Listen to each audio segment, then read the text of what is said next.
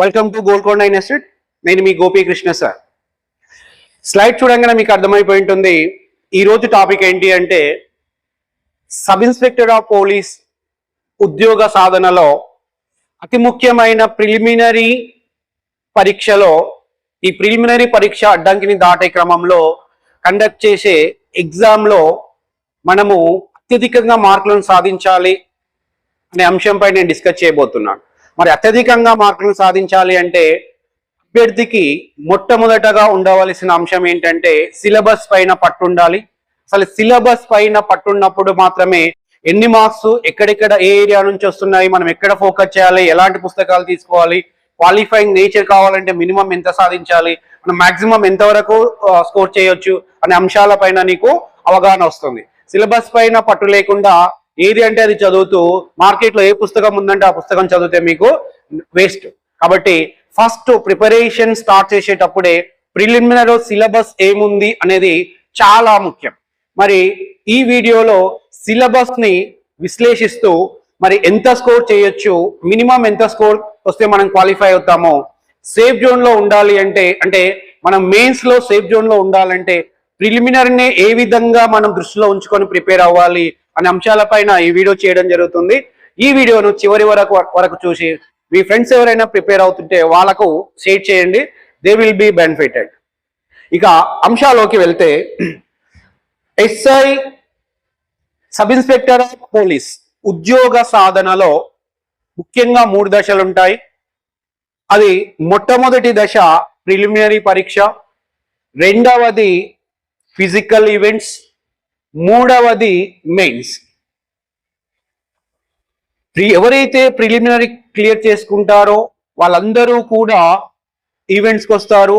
Events సాధించిన అందరూ కూడా మెయిన్స్కి వస్తారు. మెయిన్స్ రాసిన వాళ్ళలో కేవలము 1:1 రేషియోలో సెలెక్షన్ జరిగిపోతుంది. అయితే ఈ వీడియోలో నేను పర్టికులర్గా ప్రిలిమినరీ ఎగ్జామ్లో క్వాలిఫై అవుతూ మెయిన్ ఎగ్జామ్కి ఎన్ని మార్కులు సాధించుకోవాలి అనే అంశంతో పాటు సిలబస్ ఏముంది, అఫీషియల్ సిలబస్ ఏముంది అని వివరించబోతున్నాను. ఒకసారి మనము అఫీషియల్ సిలబస్కి వెళ్తే నేను ఈ అఫీషియల్ సిలబస్ ని ప్రిలిమినరీ ఎగ్జామ్ లో వచ్చే sub inspector of police preliminary exam లో వచ్చే ఈ సిలబస్ ని అఫీషియల్ వెబ్సైట్ నుండి తీసుకోవడం జరిగింది. అఫీషియల్ వెబ్సైట్ మనకి ఎప్పుడు వచ్చింది అంటే ఇది మనకు 2022 ఏప్రిల్ నెలలో వచ్చిన సిలబస్ ని ఆధారంగా చేసుకొని వివరించడం జరుగుతుంది. అయితే అభ్యర్థులకు డౌట్ రావచ్చు, సరే మన సిలబస్ మారే అవకాశం ఉందా? సిలబస్ మారే అవకాశం ఉందా అంటే 99.9% సిలబస్ మారే అవకాశం లేదు. మేబీ ఏమన్నా చేంజ్ అయితే ఏదో కొద్ది మాత్రమే ఒక మినిమం ఒక 5 to 10% అవ్వచ్చు, కానీ దాదాపు లేదనే చెప్పొచ్చు. సరే, మరి సిలబస్ ని మనము ఒకసారి అనాలిసిస్ చేద్దాం. ఇక్కడ ఈ ప్రిలిమినరీ ఎగ్జామ్ లో క్వాలిఫై అవ్వాలి అంటే ఎంత స్కోర్ చేయాలి అంటే చూడండి, ప్రిలిమినరీ ఎగ్జామ్ కి మొత్తం 200 మార్కులు ఉంటాయి, 200 క్వశ్చన్స్ ఉంటాయి, 200 మార్క్స్ ఉంటాయి. 200 క్వశ్చన్స్ 200 మార్క్స్. ప్రతి కరెక్ట్ క్వశ్చన్ కి 1 మార్క్ ఉంటుంది. నెగటివ్ మార్క్స్ ఉండవు. చాలా మంది అభ్యర్థులు ఎవరైతే బ్యాంక్ ఎగ్జామ్స్ ప్రిపేర్ అయ్యి ఎస్ఐ ఎగ్జామ్ రాయాలంటే వాళ్ళకు డౌట్ వస్తుంది, సార్ నెగిటివ్ మార్క్స్ ఉంటాయా అని. నెగిటివ్ మార్క్స్ లేవు, ఉండవు కూడా. కాబట్టి నెగిటివ్ మార్క్స్ ఉండవు. ఈచ్ క్వశ్చన్ కు 1 మార్క్ ఉంటుంది. టైం ఎంత ఉంటుంది అంటే నీకు 3 hours టైం ఉంటుంది. 3 hours టైం అంటే 180 minutes టైం ఉంటుంది. అంటే 180 నిమిషాలలో 2 క్వశ్చన్లు సాధిస్తే నీకు 200 మార్కుల ఆన్సర్ వస్తాయి. మరి ఈ 200 మార్కులు ఎక్కడ ఉంటుంది అంటే ఇందులో 100 మార్క్స్ వచ్చేసి అర్థమెటిక్ మరియు టెస్ట్ ఆఫ్ రీజనింగ్ సంబంధించిన అంశాలపైన, రిమైనింగ్ 100 క్వశ్చన్స్ వచ్చేసి జనరల్ స్టడీస్ సంబంధించిన అంశాలపైన ఉంటుంది. సో ఇక్కడ మనకు ఈ 100 మార్క్స్ ని మనం ఇంకొంచెం డీటెయిల్ గా అనాలిసిస్ చేసే ప్రయత్నం చేద్దాం. ఇక్కడ అర్థమెటిక్ రీజనింగ్, అర్థమెటిక్ లో మళ్ళీ సార్ 100 మార్క్స్ లో అర్థమెటిక్ ఎన్ని మార్కులు రావచ్చు, రీజనింగ్ ఎన్ని మార్కులు రావచ్చు అంటే మనకు అర్థమెటిక్ లో వచ్చేసి దాదాపు మనకు 50 మార్క్స్ రావచ్చు. రీజనింగ్ లో కూడా 50 మార్క్స్ రావచ్చు అన్ యావరేజ్ గా. అంటే ఒకసారి అర్థమెటిక్ 60 రావచ్చు, రీజనింగ్ 40 రావచ్చు, కానీ డెఫినెట్ గా కాదు, కానీ యావరేజ్ గా 50-50 వచ్చే అవకాశం ఉంది. మరి యావరేజ్ గా 50-50 వచ్చే అవకాశం ఉంది. ఇందులో సిలబస్ ఒకసారి అనాలిసిస్ చేస్తే మనకు రెగ్యులర్ టాపిక్, అర్థమెటిక్ లో ఉన్న అన్ని రెగ్యులర్ టాపిక్ ఇచ్చారు. ప్యూర్ మ్యాథ్స్ లో ఉన్న కేవలం ఒక టాపిక్ మాత్రమే ఇచ్చేసి ఎక్సెట్రా అన్నారు. ఎక్సెట్రా అంటే ప్యూర్ మ్యాథ్స్ లో కేవలం మెన్సురేషన్ ఉంటుందా అంటే కాదు. మరి ఇంకా మినిమం నేర్చుకోవాల్సిన టాపిక్స్ మనకి ఇంకా కొన్ని ఉన్నాయి. ముఖ్యంగా మెన్సురేషన్ కన్నా ముందు జామెట్రీ నేర్చుకోవాలి. జామెట్రీ తర్వాత మనకు ప్రాబబిలిటీ, పర్మిటేషన్, కాంబినేషన్, ప్రాబబిలిటీ, దాంతో పాటు ప్రోగ్రెషన్. అంటే మినిమం ఒక 5 నుంచి 6 ఏరియాల నుంచి మనం నేర్చుకుంటే ప్రిలిమినరీ ఎగ్జామ్ లో ప్యూర్ మ్యాథ్స్కి వెళ్ళి కూడా క్వశ్చన్స్ వచ్చే అవకాశం ఉంది. అంతేకాని ఓన్లీ మెన్సురేషన్ తీసుకొని పోతే మనము మేబీ మిస్ అయ్యే అవకాశం ఉంది. ఒకవేళ ఇతను దీనికే స్టిక్ ఆన్ అయి ఉంటే, ఇక్కడ ఎక్సెట్రా లేకుండా దీనికే స్టిక్ ఆన్ అయి ఉంటే ఓన్లీ వీళ్ళు చెప్పిన సిలబస్కి వెళ్ళే క్వశ్చన్స్ వచ్చే అవకాశం ఉంది. అర్థమెటిక్ దాదాపు అన్ని ఏరియాస్ ఇచ్చారు. చాలా మంది అనుకుంటారు sir clocks and calendar reasoning topic కదా ఇందులో మెన్షన్ చేశారని. అసలు రీజనింగ్ టాపిక్ కాదండి ఇది. Arithmetic clocks and calendar originally maths related, అంటే ఒరిజినల్ మ్యాథ్స్ ఇది. తర్వాత రీజనింగ్ అనేది చాలా మంది వాళ్ళ కన్వీనియంట్ కోసం రీజనింగ్ ఫ్యాకల్టీ ఇందులో చెప్పుకోవడం యాడ్ చేసుకున్నారు. సరే అది వదిలిపెట్టేస్తే మనకు ఈ క్లాక్స్ అండ్ క్యాలెండర్ కూడా కమ్స్ అండర్ అర్థమెటిక్. ఓకే, ఇంకా రెండవది టెస్ట్ ఆఫ్ రీజనింగ్. ఇందులో 50 క్వశ్చన్స్ వస్తున్నాయి కదా. మరి 50 క్వశ్చన్స్ లో ఎక్కడెక్కడ ఎలా వస్తాయి అంటే మనకి ఇక్కడ ఇతను మెన్షన్ చేశాడు verbal and non verbal reasoning అని. అంటే verbal and non verbal reasoning. Verbal reasoning లో మనకు అగైన్ 2 రకాలు ఉంటాయి. ఒకటేమో logical verbal reasoning, analytical reasoning. ఈ రెండు కలిపి వర్బల్ రీజనింగ్ లో ఉంటాయి. కాబట్టి ఇక్కడ అనలిటికల్ రీజనింగ్ చెప్పలేదని మనం స్కిప్ చేయొచ్చు. అనలిటికల్ రీజనింగ్ అంటే జనరల్ గా మనం చెప్పేది syllogisms, statement conclusion, statement arguments, statement assumption, cause and effect, ఇట్లాంటి టాపిక్స్ దాదాపు ఒక 7 to 8 టాపిక్స్ ఉంటాయి. కాబట్టి అవన్నీ కూడా మనకు వర్బల్ రీజనింగ్ కిందకే వస్తాయి. వర్బల్ రీజనింగ్ చెప్పాడు కాబట్టి మనము లాజికల్ రీజనింగ్ నేర్చుకుంటారు. వర్బల్ అంటే మీకు ఏముండాలి, లాజికల్ రీజనింగ్ ఉండాలి మరియు అనలిటికల్ రీజనింగ్, ఈ రెండింటి మిక్సింగే వర్బల్ రీజనింగ్. దీనిపైన అభ్యర్థులకు అవగాహన ఉండాలి. అంటే అనలిటికల్ రీజనింగ్ పైన కూడా మనం ప్రాక్టీస్ చేయాలి. మరి నాన్ వర్బల్ రీజనింగ్ అంటే కేవలం 5 to 6 టాపిక్స్ ఉంటాయి. మినిమం 5 క్వశ్చన్స్ వచ్చే అవకాశం ఉంది. అంటే దాదాపు ఈ 50 మార్కులలో 40 to 45 క్వశ్చన్స్ మనకు వర్బల్ రీజనింగ్ అయితే remaining 5 questions, not more than 5 questions మనకు నాన్ వర్బల్ రీజనింగ్ అయిన series, analogy, classification, embedded systems మరి క్యూబ్స్ రిలేటెడ్ క్వశ్చన్స్ వచ్చే అవకాశం ఉంది. ఇది మనకు కంప్లీట్ అర్థమెటిక్ అండ్ రీజనింగ్ పైన వచ్చే 100 మార్క్స్. ఇక రెండవ అంశము చాలా ఇంపార్టెంట్ అయిన అంశం ఏంటంటే జనరల్ స్టడీస్. స్టూడెంట్స్ అసలు జనరల్ స్టడీస్ అనగానే ఇది చాలా వాస్ట్ సిలబస్. ఇక చదువుతూ ఉంటారు, ఇష్టం వచ్చిన బుక్, మార్కెట్లో ఏ పుస్తకం ఉంటారో తీసుకొని చదివేస్తూ ఉంటారు. కాబట్టి అభ్యర్థులందరూ ఫస్ట్ ఈ సిలబస్ ని, ఈ జనరల్ స్టడీస్ సిలబస్ ని ఒకసారి 1కి 2 సార్లు చదవండి. అసలు ఏమి ఇస్తున్నాడు అనేది. మాక్సిమం ఇతడు ఏదైతే మెన్షన్ చేశాడో ఆ ఏరియాల పైన ఎగ్జామ్స్ వస్తాయి. 90%, 10% మనకి ఇక్కడ మెన్షన్ చేయని కూడా కనిపిస్తుంటాయి, కానీ 90% ఇవే వస్తాయి జనరల్ గా. మరి ఈ సిలబస్ ఏందో చూద్దాం. ఇక్కడ మనకు జనరల్ స్టడీస్ లో అతి ముఖ్యమైనది, చాలా మంది నెగ్లెక్ట్ చేసేది ఏంటంటే జనరల్ సైన్స్. అసలు ఎవరు చదవరు, అందరూ కూడా సోషల్ స్టడీస్ పైన పడతారు. సోషల్ స్టడీస్ లో అతి ముఖ్యంగా హిస్టరీ, పాలిటీ, జాగ్రఫీ, ఎకానమీ. అందులో కూడా సైన్స్ చదవమంటే మాత్రం అసలు లాస్ట్ లో ఏదో చదివేస్తారు, బయాలజీ చదివేసుకుని అయిపోయింది అనుకుంటారు. అట్లా కాదు.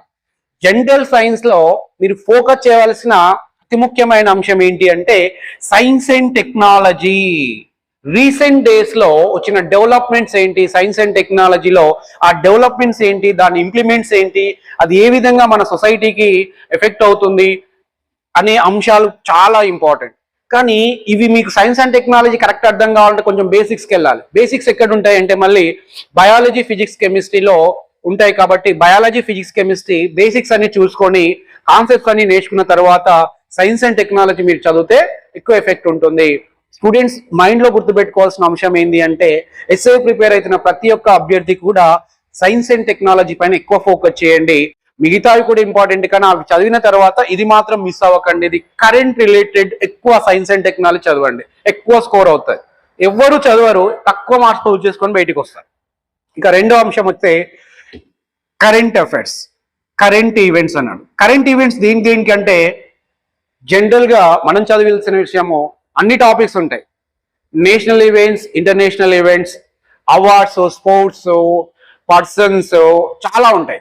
అన్ని కూడా మీరు ఎలా చదవాలంటే ఏ బేస్ లో చదవాలంటే, suppose if you take the awards తీసుకున్నారంటే మనం ఎక్కడ స్టార్ట్ చేయాలంటే, మరి నేషనల్ లెవెల్లో వచ్చిన రీసెంట్ అవార్డ్స్ ఏంటి, ఇంటర్నేషనల్ వచ్చిన అవార్డ్స్ ఏంటి, మన తెలంగాణ రీజియన్ లో ఏమైనా అవార్డ్స్ ఉన్నాయా, మరి అవన్నీ వచ్చాయా రీసెంట్ గా అనే అంశాలను మీరు ప్రతి అంశం ఈ విధంగానే నేషనల్, ఇంటర్నేషనల్, రీజనల్ ఫోకస్ చేయాలి. అన్ని ఏరియాస్ మీరు ఫోకస్ చేస్తే ఇందులో ఎక్కువ ప్రిపేర్ అవ్వచ్చు. అంటే ఈ కరెంట్ అఫైర్స్ ఎప్పుడు అంటే మీరు 8 నుండి 10 months బ్యాక్, ఎగ్జామ్ డేట్ కి 8 నుండి 10 months బ్యాక్ అంశాలు మీరు ప్రిపేర్ అవుతే ఇందులో ఎక్కువ స్కోర్ చేయవచ్చు. ఇక మూడో అంశం ఏంటి అంటే హిస్టరీ గురించి పర్టికులర్ గా చూద్దాం. హిస్టరీ అనగానే మనకు రెండు వస్తాయి, Indian history and Telangana history. Telangana history ఇక్కడ మెన్షన్ చేయలేదు, ఓన్లీ హిస్టరీ ఆఫ్ ఇండియా అని చెప్పాడు. History of India including Indian national movement అన్నాడు. హిస్టరీ ఆఫ్ ఇండియా అంటే కంప్లీట్ ఇండియన్ హిస్టరీ చదివేశాలి, కానీ ఇక్కడ ఒక పాయింట్ చెప్పాడు, ఇండియన్ నేషనల్ మూవ్మెంట్ అన్నాడు కాబట్టి జాతీయ ఉద్యమం అనేది ఎక్కువ ఇంపార్టెన్స్ ఇవ్వండి, అంటే మోడర్న్ ఇండియన్ హిస్టరీకి ఎక్కువ ఇంపార్టెన్స్ ఇవ్వండి. అలాగే ఏన్షియంట్ అండ్ మిడివల్ కూడా చదవాలి, కానీ మోడర్న్ దీనికి మాత్రం కొంచెం ఎక్కువ ఫోకస్ చేయండి. ప్రతి ఏరియా పర్టికులర్ గా చదవండి. నెక్స్ట్ వచ్చేస్తే మనకు principles of geography and geography of India అన్నాడు. Principles of geography and geography of India అన్నాడు. Principles of geography and geography of India అంటే ఇప్పుడు మీరు దీన్ని ఎలా తీసుకోవాలి అంటే కొంచెం వరల్డ్ జాగ్రఫీని మిక్స్ చేస్తూ ఇండియన్ జాగ్రఫీ నుంచి అవుతే సరిపోతుంది. ఇక్కడ తెలంగాణ జాగ్రఫీ ఏమీ చెప్పలేదు, కానీ సేఫ్ జోన్ గా మీరు ఒక ఇండియన్ జాగ్రఫీ చదువుతున్నప్పుడే దానికి రిలవెంట్ గానే తెలంగాణ జాగ్రఫీ చదువుకోండి. సిలబస్ లో అయితే తెలంగాణ జాగ్రఫీ ఎక్కడ లేదు, చదవాలన్నా సరే అంటే రిలవెంట్ గా చూడండి, కానీ ఎక్కువ ఫోకస్ వచ్చేసి మనకు ఇండియన్ జాగ్రఫీని ఎక్కువ ఫోకస్ చేయండి. 1 or 2 questions maybe principles of geography పైన వచ్చే అవకాశం ఉంది, ఇది కూడా ఇంపార్టెంటే. కానీ ఇండియన్ జాగ్రఫీ మోస్ట్, ఒకవేళ అతను ఒక 20 questions ఇండియన్ జాగ్రఫీ పైన ఇవ్వాలి అనుకుంటే 20 questions ఖచ్చితంగా 13 to 15 మధ్యలో ఖచ్చితంగా ఇండియన్ జాగ్రఫీ ఉంటాయి. రిమైనింగ్ 4 to 5 questions మాత్రం తెలంగాణ మరియు వరల్డ్ జాగ్రఫీ పైన వచ్చే అవకాశం ఉంది. సో జాగ్రఫీ అంటే మనం ఎక్కడ ఫోకస్ చేస్తామో ఇండియన్ జాగ్రఫీ పైన, ఇక్కడ హిస్టరీ అంటే ఎక్కడ చేస్తాము నేషనల్ మూవ్మెంట్ పైన, సైన్స్ అంటే ఎక్కడ ఫోకస్ చేస్తాం సైన్స్ అండ్ టెక్నాలజీ పైన, కరెంట్ అఫైర్స్ అంటే అన్నిటిపైన చేస్తాం. కిందికి వచ్చేస్తే మనకు Indian country political system, Indian country political system అన్నాడు. అంటే ఇండియన్ పొలిటికల్ సిస్టమ్ అని కాకుండా మొత్తం చదివేశాడు. ఇండియన్ పాలిటీలో ఆర్టికల్ 1 to లాస్ట్ చివరి ఆర్టికల్ వరకు మొత్తం డివైడ్ చేసుకొని కరెంట్ అఫైర్స్ రిలేటెడ్ గా కరెంట్ పాలిటీని జోడించుకుంటూ మీరు చదివితే ఇందులో స్కోర్ చేయొచ్చు. ఇందులో ఎగ్జామ్షన్ ఏం లేదు, పాలిటీ మొత్తం చదివేసుకోండి.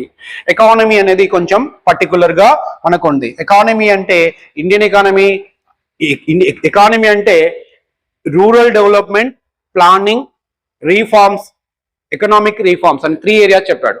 ఇండియన్ ఎకానమీ తెలంగాణ ఎకానమీ ఎక్కడ చెప్పలేదు.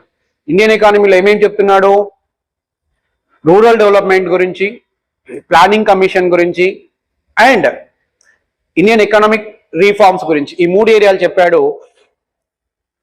రూరల్ డెవలప్మెంట్ ఖచ్చితంగా ఇంపార్టెంట్ ఏరియాస్, బాగా ఫోకస్ చేయండి. ప్లానింగ్ అనేది కొంచెం ఆలోచించాలి, ఎందుకంటే 2022లో వచ్చిన సిలబస్ కాబట్టి నా ప్లానింగ్ తీసేసి నాకు కంపల్సరీ నీతి ఆయోగ్ వచ్చే అవకాశం ఉంది. స్మాల్ చేంజెస్ కావచ్చు. ప్లానింగ్స్ బ్రీఫ్ గా నేర్చుకున్న తర్వాత నీతి ఆయోగ్, ఇప్పుడు ప్లానింగ్స్ ప్లేస్ లో మీరు నీతి ఆయోగ్ని మీరు ఇంక్లూడ్ చేసుకోండి. అలాగే రీఫార్మ్స్ ఆఫ్ ఎకనామికల్ రీఫార్మ్స్ అనేది కంపల్సరీ ఏరియా, వీటిపైన ఫోకస్ చేస్తూ అట్లాగే నేషనల్ ఇన్కమ్, అన్ని టాపిక్స్, పావర్టీ, అన్ఎంప్లాయ్మెంట్, అలాగే బ్యాంకింగ్ సిస్టము, ఫినాన్షియల్ పాలసీస్ అన్ని చూడండి. అన్ని మనకు ఇక్కడ ఎకానమీ ఇంపార్టెంట్. నా లాస్ట్ చివరి అంశం ఏంటి అంటే Telangana movement and state formation. Telangana ఉద్యమము, రాష్ట్ర ఆవిర్భావము. తెలంగాణ ఉద్యమం మరియు రాష్ట్ర ఆవిర్భావము అనే అంశం పైన మనకు లాస్ట్ ఇచ్చారు. అంటే తెలంగాణకు సంబంధించిన హిస్టరీ కానీ, జాగ్రఫీ కానీ, ఎకానమీ కానీ మనకేం చెప్పలేదు. కేవలము movement, Telangana movement, state formation అని చెప్పాడు. కానీ దీనికి అదనంగా మనం ఏం చదువుకోవాలి అంటే కల్చరు, ఆర్ట్ అండ్ ఆర్కిటెక్చరు, తెలంగాణకు సంబంధించిన కల్చరు, ఆర్ట్, ఆర్కిటెక్చరు ఇవన్నీ. ఓకే, ఇవన్నీ మీరు కల్చర్ కూడా యాడ్ చేసుకొని చదువుకోండి, ఎక్కువ మార్కులు. హిస్టరీకి వెళ్ళకండి, మెయిన్స్ లో మేము చూద్దాం. కానీ ప్రిలిమ్స్ లోనైతే movement and state formation, culture ఈ మూడు చదువుకుంటే మీరు తెలంగాణకు సంబంధించిన క్వశ్చన్ లో మాక్సిమం స్కోర్ చేయొచ్చు. సో ఇది complete official syllabus preliminary exam సంబంధించింది. మరి ఇక్కడ 100 ఉన్నాయి కాబట్టి అప్రాక్సిమేట్ గా మనకు 6 ఏరియాస్ ఇచ్చాడు. ఇక్కడ జనరల్ స్టడీస్ లో 6 ఏరియాస్ ఇచ్చాడు కాబట్టి అప్రాక్సిమేట్ గా మనకి ఎన్ని మార్క్స్ రావచ్చు అంటే ప్రతి ఏరియా నుండి 16 క్వశ్చన్స్ వచ్చే అవకాశం ఉంది. ప్రతి ఏరియా నుండి 16 క్వశ్చన్స్. అంటే కొన్నిట్లో 20 రావచ్చు, కొన్నిట్లో 15 రావచ్చు. అండ్ యావరేజ్ గా 15 to 20 ఇన్ బిట్వీన్ ఈ మధ్యలో మార్కులు వచ్చే అవకాశం ఉంది. కాబట్టి ప్రతి ఏరియా కూడా మనకి ఇంపార్టెంట్. అన్నింటిపైన ఫోకస్ చేయండి. పాలిటీ అండ్ ఎకానమీ అనేది వెరీ లెస్ ప్రియారిటీ ఉంటుంది. పాలిటీ అండ్ ఎకానమీ అనేది ఆ రెండు కలిపితే 15 to 20 క్వశ్చన్స్, రెండు కలిపితే మనకు వస్తుంది. హిస్టరీ మాత్రం డెఫినెట్ గా మోడర్న్ ఇండియన్ హిస్టరీ పైన, Telangana movement, Telangana state formation పైన ఎక్కువగా వస్తుంది. కరెంట్ అఫైర్స్ మాత్రం కంపల్సరీ 15 to 20 క్వశ్చన్స్ వస్తాయి. అలాగే సైన్స్ అండ్ టెక్నాలజీ చాలా వాస్ట్ అయిపోయింది. ఎందుకంటే బయాలజీ, ఫిజిక్స్, కెమిస్ట్రీ వీటన్నిటిని క్రోడీకరిస్తూ సైన్స్ అండ్ టెక్నాలజీ చదివితే ఎక్కువ స్కోర్ చేయొచ్చే అవకాశం ఉంది. ఇది మనకు కంప్లీట్ అఫీషియల్ సిలబస్. అయితే ఈ రెండిట్లో మనకు ఎన్ని మార్క్స్ వస్తే ప్రిలిమినరీ క్వాలిఫై అవుతామంటే ఎస్సీ ఎస్టీ అభ్యర్థులు అయితేనేమో 70 మార్కులు, ఎస్సీ ఎస్టీ అభ్యర్థులు అయితేనేమో 60 మార్కులు, బీసీ అభ్యర్థులు అయితే 70 మార్కులు, ఓసీ అభ్యర్థులకైతే 80 మార్క్స్ తెచ్చుకుని అందరూ కూడా క్వాలిఫై అవుతారు. కాబట్టి అభ్యర్థులందరూ మినిమం ఈ స్కోర్ ను టార్గెట్ చేయండి. మాక్సిమం మీకు ఉండవలసిన స్కోర్ ఏంటంటే దీనికి డబల్ ఉండాలి. అంటే అన్ యావరేజ్ గా మీ స్కోరు 130+ టార్గెట్ చేసుకొని ప్రిపేర్ అవ్వండి. ప్రిలిమినరీ పాస్ కావడం సమస్యే కాదు, కానీ దీన్ని టార్గెట్ చేస్తూ ఇప్పుడే ప్రిపేర్ అవుతే మాక్సిమం ఎక్కువ మార్కులు సాధించే అవకాశం ఉంది. ఇది మీకు ఇక్కడ ప్రిలిమినరీలో ఎక్కువ మార్కులు సాధిస్తే మీకు మెయిన్స్ లో అడ్వాంటేజ్ అయ్యే అవకాశం ఉంది. ఎందుకంటే ప్రిలిమినరీ తర్వాత మనకు ఈవెంట్స్ పైన ఫోకస్ చేస్తాము. ఈవెంట్స్ అయిన తర్వాత మనకు కేవలము 30 to 40 డేస్ మధ్యలోనే మనకి ఎగ్జామ్ ఉంటుంది. కాబట్టి చాలా తక్కువ టైం ఉంటుంది. కాబట్టి అభ్యర్థులందరూ డీటెయిల్డ్ గా నేను ఎక్స్ప్లెనేషన్ ఇచ్చాను. సో దీనిపైన మీరు దృష్టి సారిస్తూ ఈ ప్రిపరేషన్ కొనసాగిస్తూ మినిమం 100+, మాక్సిమం 140+ సాధిస్తారని మనస్ఫూర్తిగా కోరుకుంటూ ఆల్ ది బెస్ట్.